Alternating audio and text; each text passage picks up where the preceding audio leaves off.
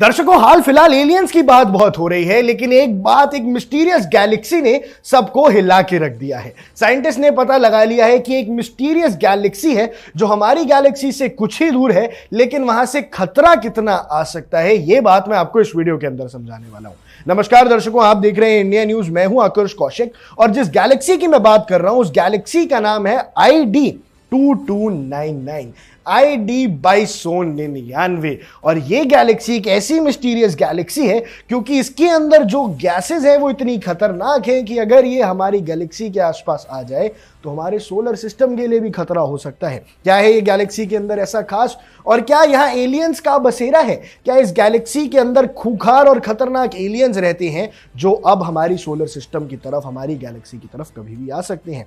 देखिए, सबसे पहले तो यह समझना होगा कि यह गैलेक्सी हमारे सोलर सिस्टम से, हमारी गैलेक्सी से बहुत ज्यादा दूर है। यह हमारी गैलेक्सी से 9 बिलियन लाइट ईयर्स दूर है। यानी 9 बिलियन साल तो छोड़ो, 9 बिलियन लाइट ईयर्स यानी और भी ज्यादा।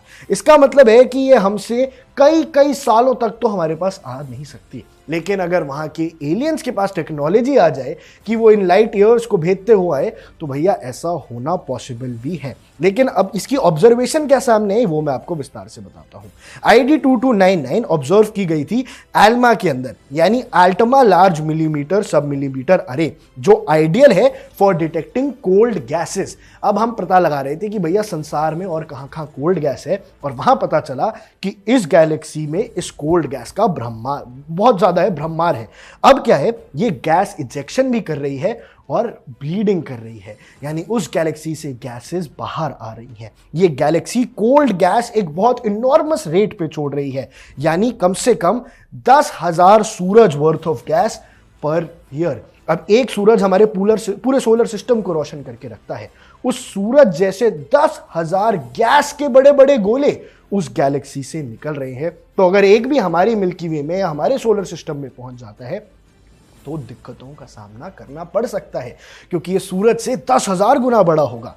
अब इसकी जो 46% कोल्ड गैस है वो खो जा रही है, क्योंकि वो यूनिवर्स में कहीं फैल जाती है। लेकिन जो इजेक्टेड गैस है ये टाइडल टेल के साथ आती है और ये स्ट्रीम थ्रू आउट होती है, जो लाइकली रिजल्ट करता है गैलेक्टिक मर्जर से, यानी दो गैलेक्सीज जुड़ जाती हैं इस गैस के एक्सट्रीम ब्लीडिंग से। अब इतनी ज्यादा ब्लीड करती है ये गैस कि दो गैलेक्सीज को मर्ज कराने की ये ताकत लगती है। अब इसके अलावा इसके पास स्टार फॉर्मेशन भी है, जो कई सारे स्टार्स हैं वो इसी गैस फॉर्मेशन की वजह से बनते हैं। जो पैराडॉक्सिकली कहा जाए कि जो लूजिंग गैस ID2299 है, ये बहुत तेजी से स्टार्स भी बना रही है।